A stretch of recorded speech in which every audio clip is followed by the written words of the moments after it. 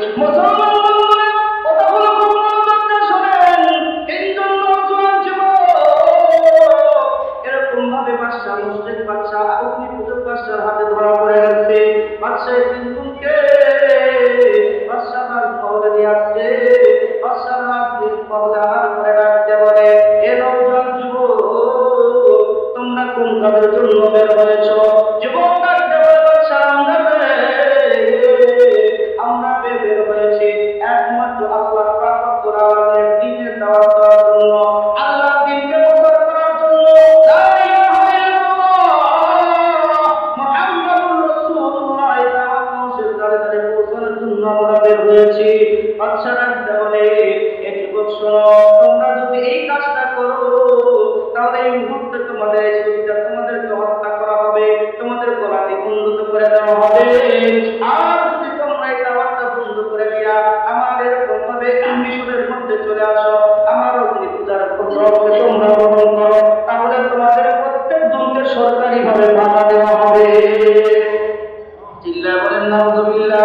মুসলমান বন্ধুরে, বাদশা দুইটা প্রস্তাব দিলেন। এক নম্বর প্রস্তাব হলো, যদি তোমরা ইসলাম ধর্ম ছেড়ে দিয়ে আমার ধর্ম গ্রহণ না করো, তোমাদেরকে হত্যা করা হবে, সেকেন্ডের মধ্যে তোমাদের ছাড় দেওয়া হবে না।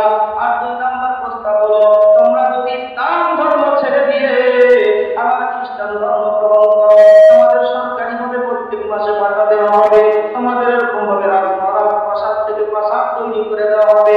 শর্ত হলো, তোমরা ইসলাম ধর্ম প্রচার করতে পারবে না, তোমরা ইসলাম ধর্ম ছেড়ে দাও, মুশরিক ধর্ম তোমরা গ্রহণ করো।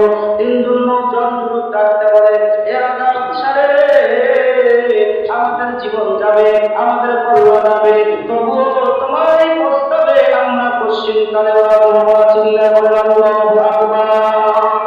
এ মুসলমানের জীবন আমাকে দান করেছেন কেমন করে বলেন? এই জীবন তোমাকে দান করেছেন একমাত্র আল্লাহ। আমার মৌত, আমার হায়াত, আমার রিজিক সবকিছু তোমার নিজের হাতে।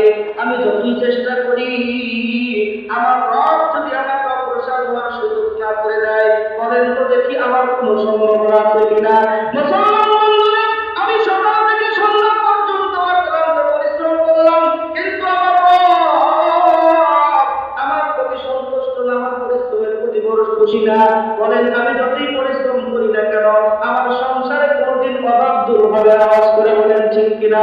মুসলমান বন্ধুরে, আর পক্ষান্তরে আমার রব যদি আমার প্রতি সন্তুষ্ট থাকে, আমি অল্প কামাই করব, কিন্তু এই কামাইয়ের ভিতরে বরকত দেন।